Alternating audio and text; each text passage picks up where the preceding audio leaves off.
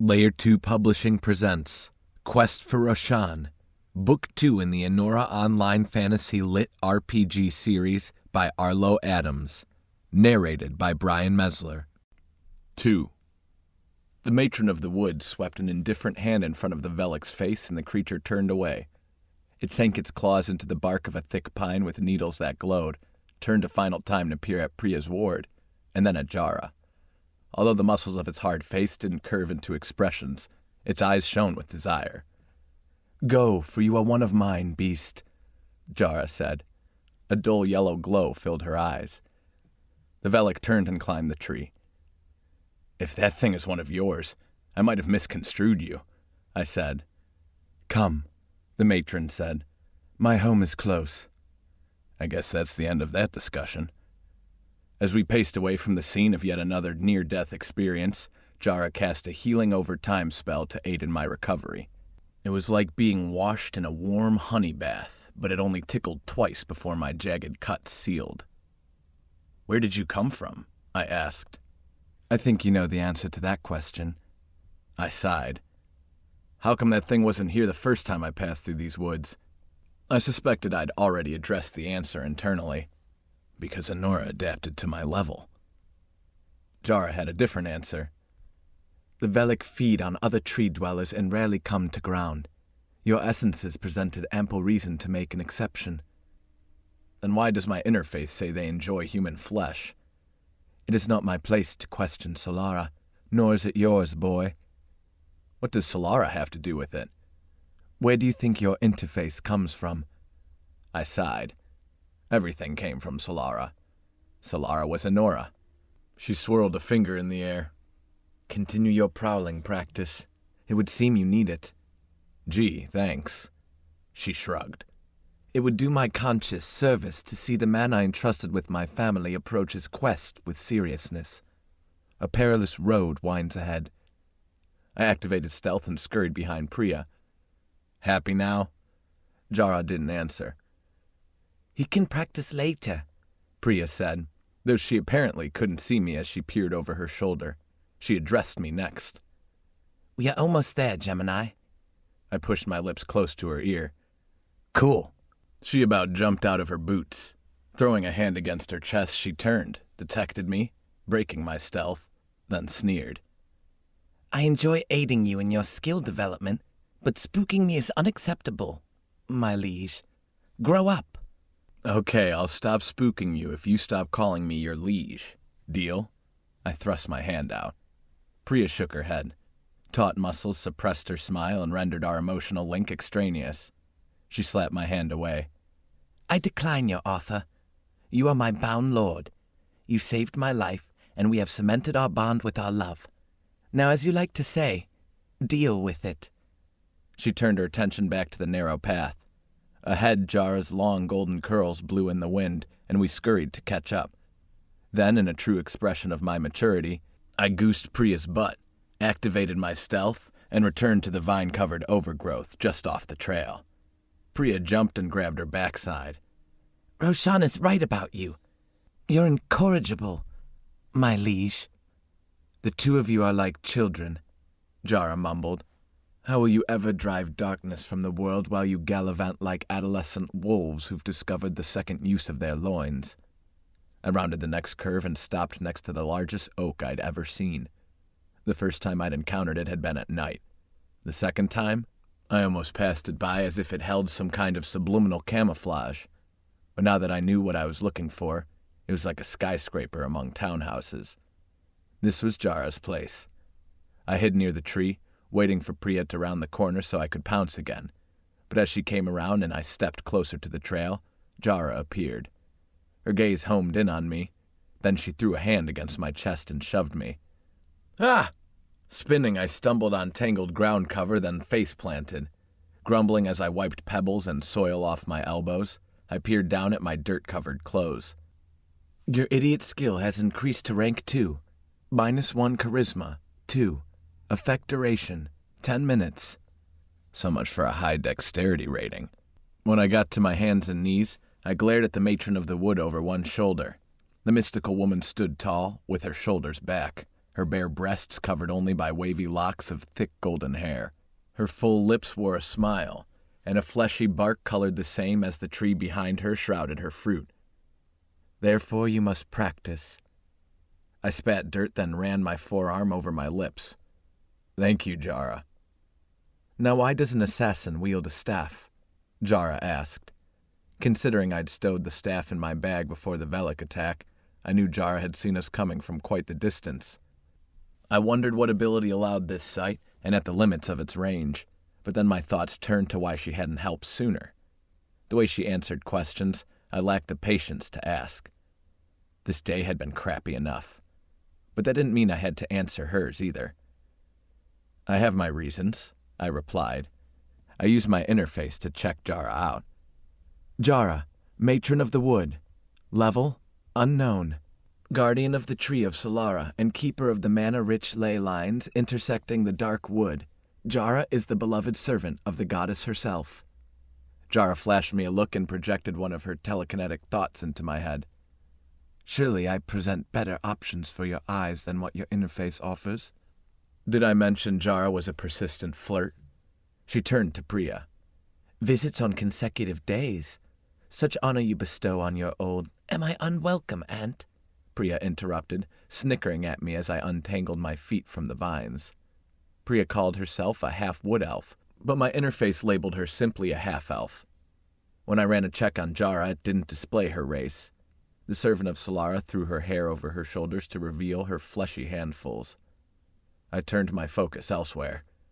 Although I could appreciate the female form as much as the next guy, the matron's sexual nature was becoming tiresome, and Priya was enough to handle. I glanced away to find my companion squinting at me as she stepped into Jara's waiting arms. Jara rocked Priya back and forth in her grasp as Priya lay her head high on her aunt's chest.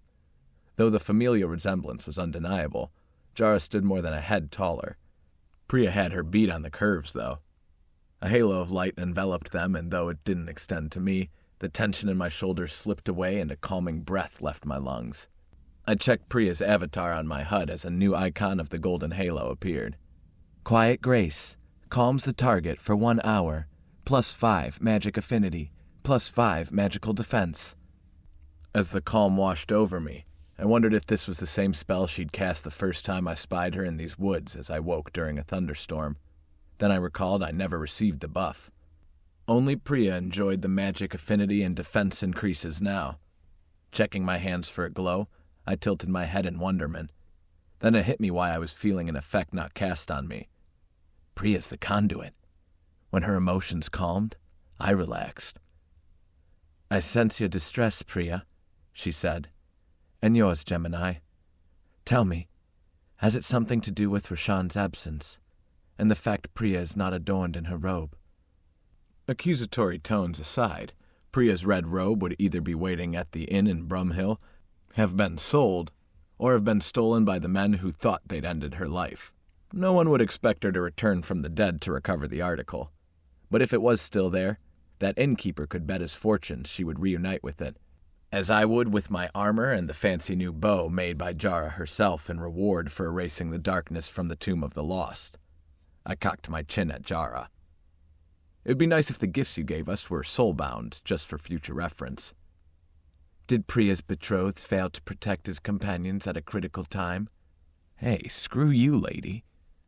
Jara's head swiveled toward me, though her arms continued to hold Priya close. Her eyes flashed a white bloom, and I feared I was in for my second lesson about respect that day, having already learned at the chiding of Enora herself.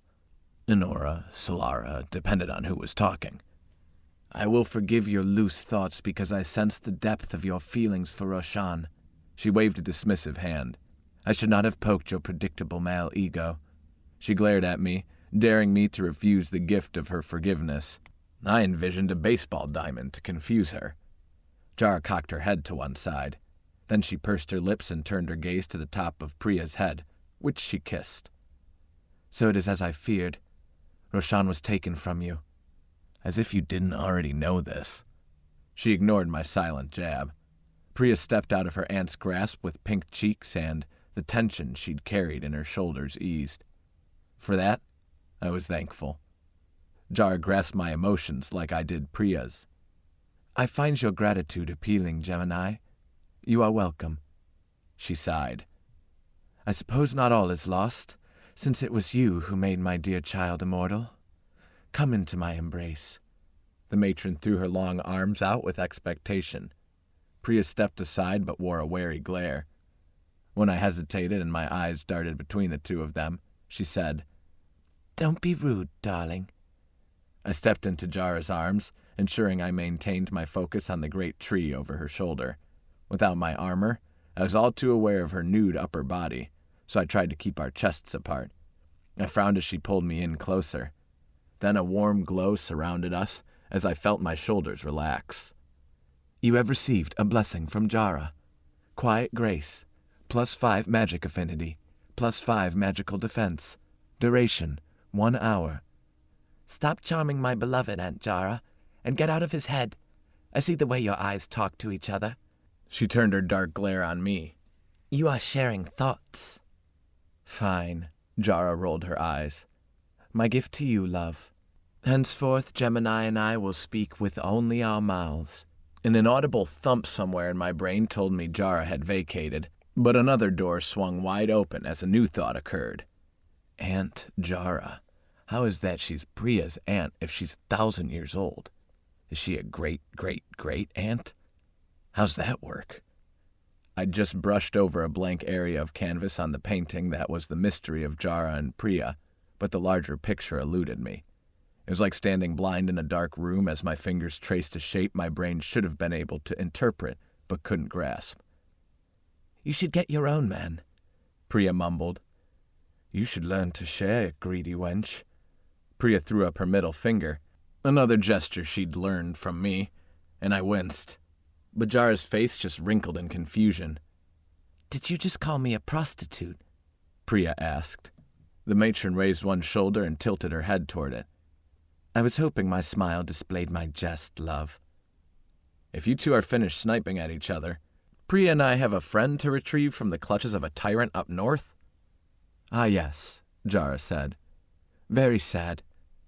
As I shared your pleasure whilst the two of you were off fornicating in the cave. Gross, Priya said. I channeled your virile energy to help Roshan convey the nature discipline of the light. Yes, I remember how you stroked her back as she channeled said energy, Priya said. You are so insatiable, Aunt. Can you not please yourself? I dwell in the middle of a forest where the only passers-by are rare lost youths with no mind for how to wield their tools for a matron's pleasure. She threw me a glance.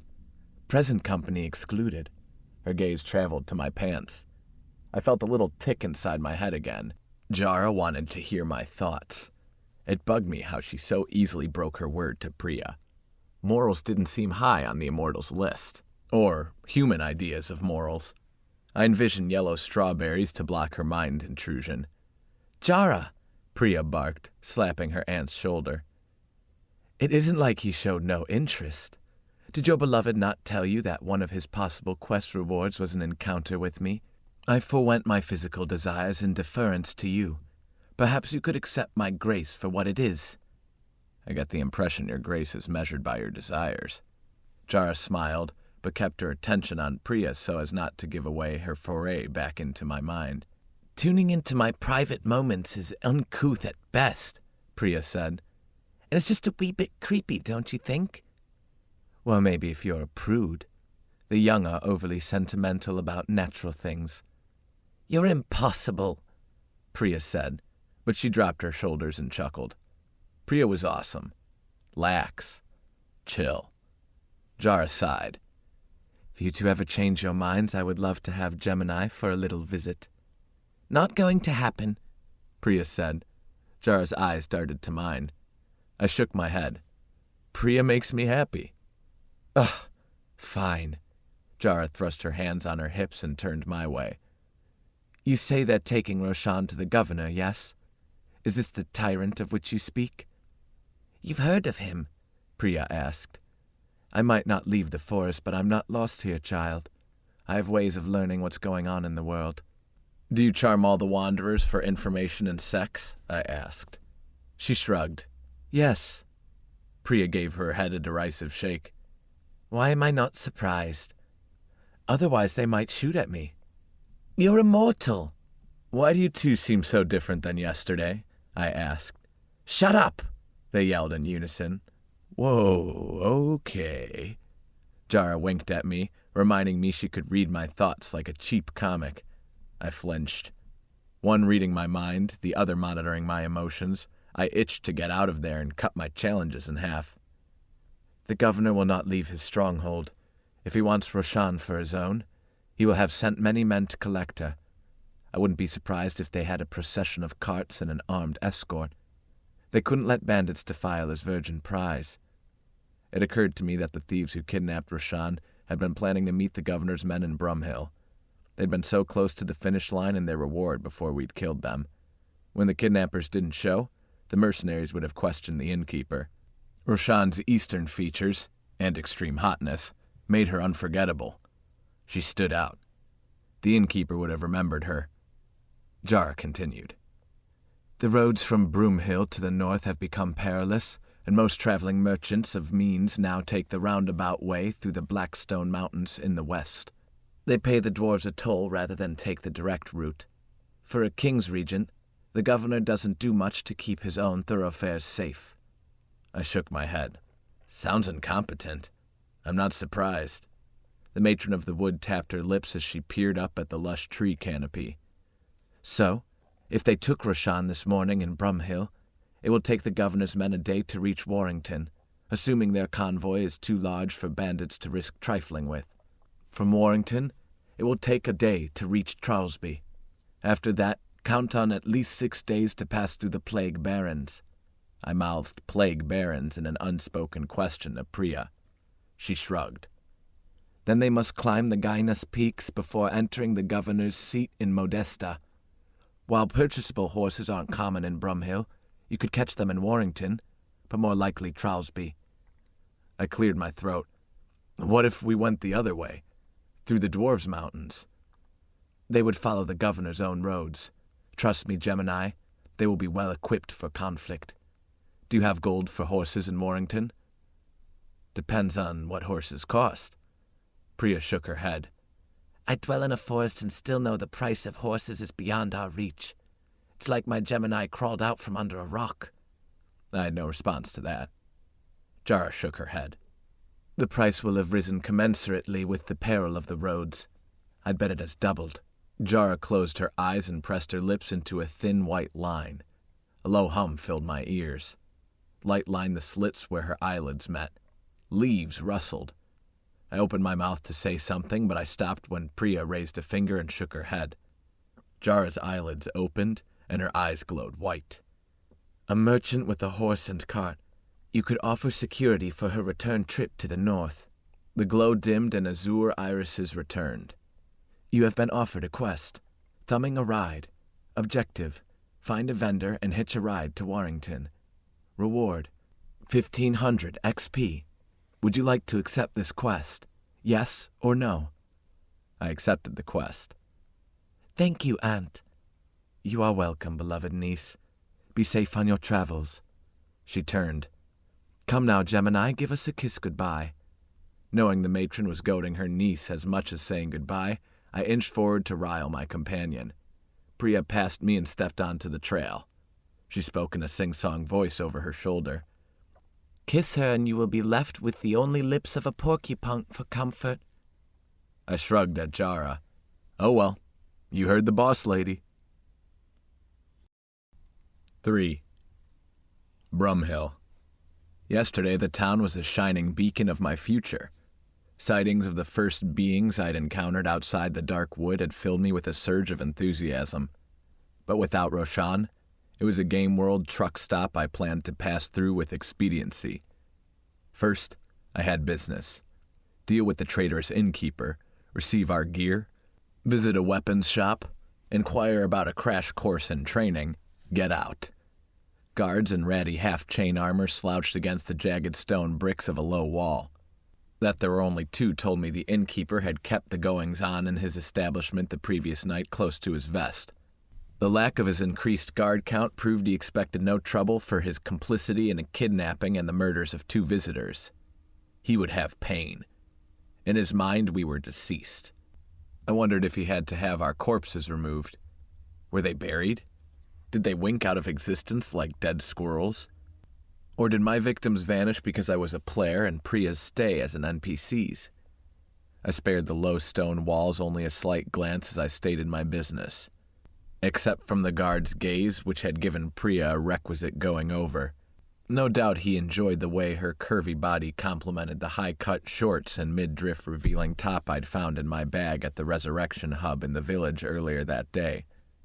I looked forward to retrieving her robe. Although Priya would stand out anywhere, her half-covered form attracted too much of the wrong kind of attention. This wasn't Earth, and if the guard's wandering eyes were an indication, men weren't exactly evolved here. Gods, we've lost half a day. They'll have departed by now. How far ahead is Roshan? The sun was high as we approached the Brumhill Inn. I set my hand on the door handle but rethought my plan. It wasn't complicated. I should be in and out. But everything depended on what the innkeeper knew and whether our bodies had vanished upon our deaths. If they had, the suspicions of foul magic might have prompted the innkeeper to rent security. I wasn't sure if that's how they did things in Brumhill, and if so, whether they'd hire farmhands or off-duty town guards. But when the rubber hit the road, I craved my gear, and more human obstructions would equal a higher body count. I didn't suffer the dark levels to have a bunch of hicks impede me. You should wait out here and let me handle this. You're eager to use your new sleep spell, I get that, but I need him awake. Priya laughed. If you think I'm waiting outside, you dream vividly, adventurer. Funny how when you disagree with me, it's adventurer. She ignored my quip. Sleep is not my only spell. Right. Did you expect to find demonic minions inside who you would cast into a dark void? I flicked a querulous eyebrow. No. Then why don't you...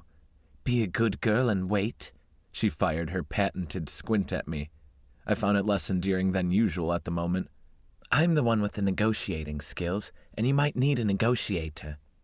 Honey, love, sweetie. Her lips practically vanished. Okay, fine, come in. But I don't plan on negotiating. I'm here to get our gear and leave a message that people shouldn't cross us. Then we'll vacate this dark hole before that sun falls beyond yon rolling hills. I pointed northwest. Sounds like a wonderful plan. It will set my soul alight to witness its execution with your highest level of competency. She pulled open the inn door and waved me inside. Illuminate me with your skill. You're snarky today, I muttered as I passed through. What did I get myself into? Perhaps I will remind you in our bed furs tonight. Okay, snarky works. The sparsely decorated lobby was vacant. I leaned over the low counter and peeked into a small room in the rear. My low-level bow slid off my shoulder, and I retrieved a simple wooden arrow from my older quiver. I slipped around the counter, then waited next to the inner door. Knocking an arrow, I drew back and aimed at the doorway. Call him. Priya dropped her chin in feigned amusement. Oh, now my lord has a use for me. She pressed her hand against her chest. You wanted to come in. Make yourself useful. She rolled her eyes and rose onto her tiptoes to beckon toward the back. Hello? She wiggled her shoulders, feigning the tone of a damsel in need of aid. Ah, yes, hello, miss, may I? The innkeeper broke the threshold between his office and the front desk, and the tip of my arrow dug an impression into his cheek. As my bowstring creaked its desire for release, I sneered. Hello, traitor. The innkeeper raised his hands and rolled his eyes toward me in slow motion. Then he turned his attention to Priya. Her smile was priceless. May I help you? His gaze bounced between us. No, I suppose not. You can take my silver. There's not much, I'm afraid. Look again, dimwit. We were just here last night. Sweat beaded on his balding head as he studied Priya's curves. Why do you still look confused? You see women like her every day? Well, many beautiful. Priya threw her best squint. Now he's annoying me, she glared. Conjure the image of a red robe. His face peeled back into a horrified expression as recognition dawned. Oh my, but that's impossible. His voice took on a strange twang. It's a scam. I'm the victim of a ruse. Impressive, Priya said. the way you don that accent when under duress. Do you find it serves you well with country folk? I judge by your expression the answer is no. So how about we drop the pretense, eh? You go, Priya. The innkeeper nodded. Apologies, my lady, but I didn't hear the wood in your words. I would never take advantage of The wood in my words. She threw her head back and cackled, but the laughter died as abruptly as it came when she launched a death glare. What a creative way to say he didn't perceive the bumpkin in my utterances. I stretched my bowstring so the wood creaked. Measure your words, scum. Priya set her elbows atop the faded maple of the aged counter. My dear man, the only ruse was that you would provide us safe sleeping quarters. Those men attacked us with your help. Was it you who scrubbed the blood from my throat from the floor? She paused, and over our emotional airwaves I detected her enjoyment of his bafflement, illustrated by silence. The problem, and by problem, I mean your problem, is we didn't stay dead. This isn't possible. This... are you demons? When the short, fat, bald, ugly man turned his cheek toward me, I showed him as many teeth as my lips would allow. The legends are true? I shrugged, non-committal. Why care what he believed? Tell me you still have my gear.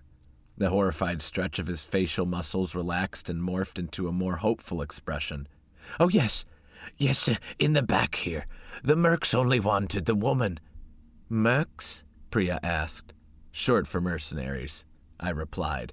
She flared her eyes and donned a tone of teasing melodrama.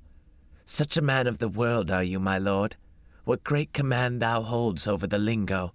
She fanned herself, then shifted her gaze and flipped a finger toward the innkeeper as if a thought occurred. Why does he linger?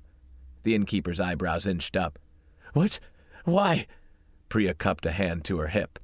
Get our gear, you duck fucker. Snap, snap. She snapped her fingers. We have places to be. The man twisted his head to peer at me, deepening the indentation of the arrow against his cheek. I scowled. When he stepped toward the back room, I peered at Priya and mouthed, "Duck fucker?" She shrugged. The innkeeper was true to his word. He'd kept every article, including the new bow and arrows Jara had given me before I reached level 10. As we continued our short interrogation, the innkeeper explained that he'd planned to sell the items later today.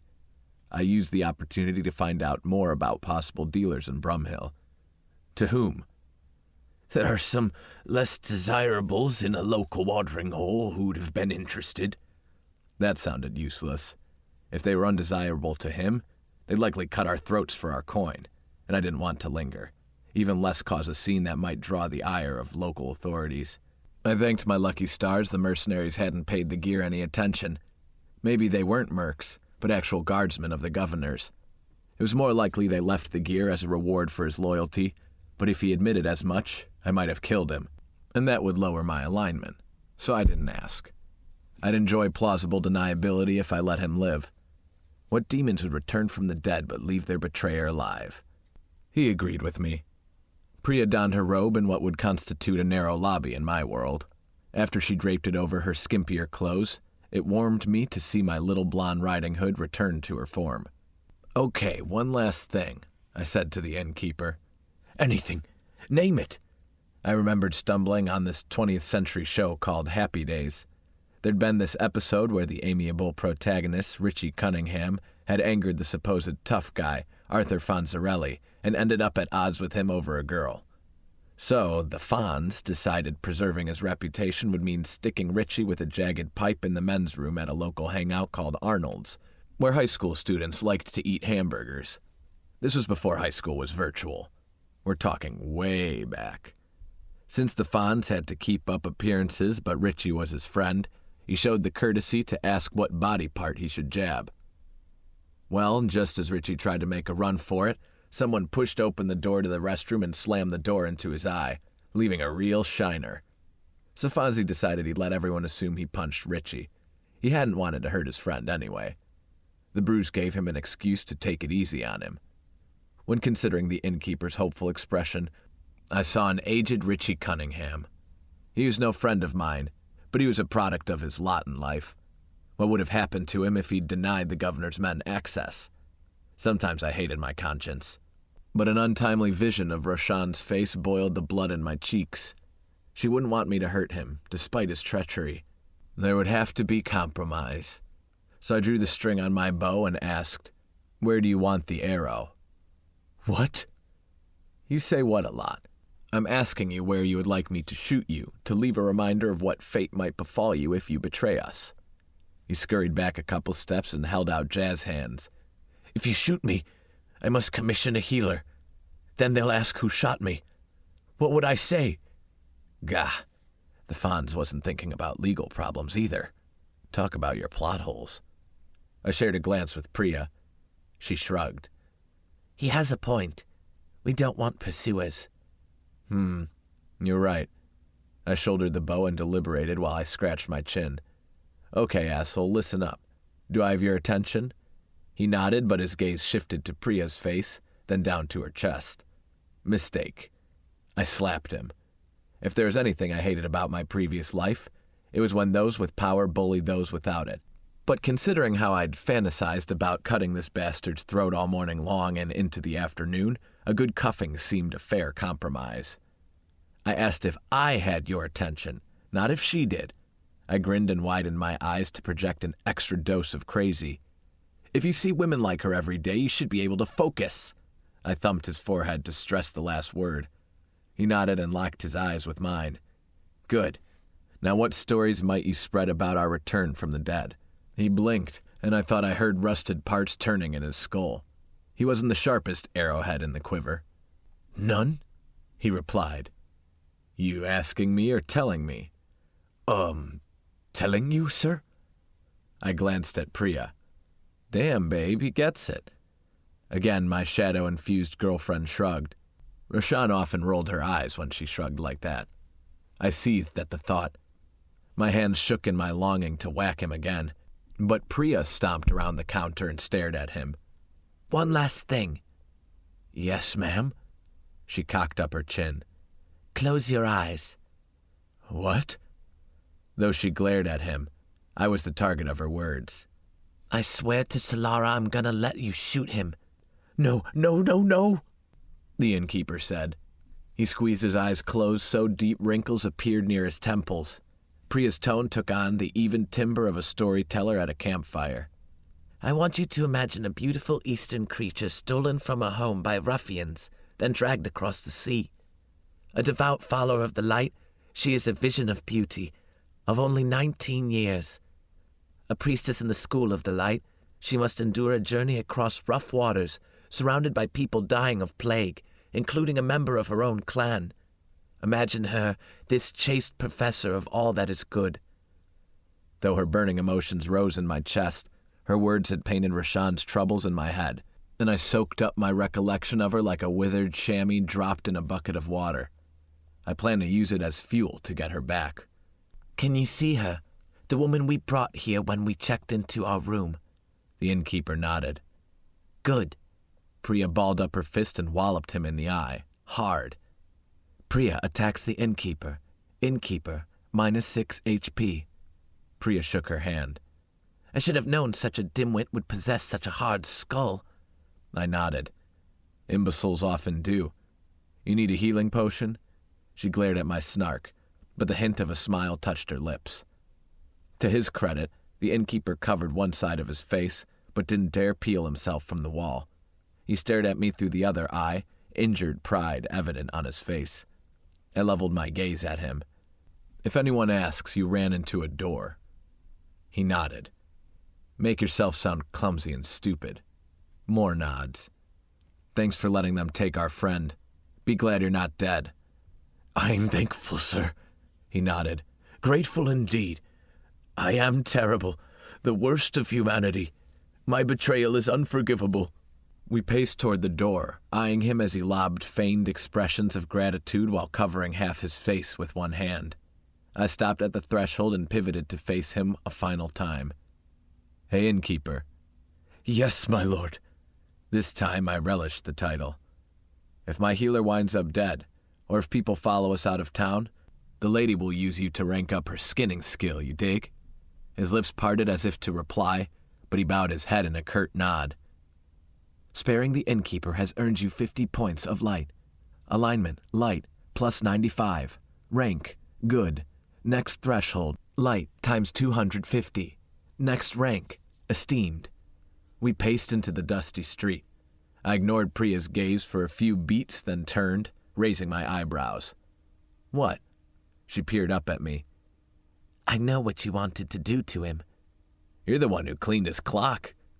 Yes, but I sensed your intent. I have not acclimated to our bond enough to put the feeling into words, but let me rephrase. She stopped and turned to glance up and down the dusty road. I faced her. Roshan, my friend, consumed my thoughts. My only wish was to retrieve her, but the way you controlled your urge to murder that man fills me with such desire. "I like you, Priya."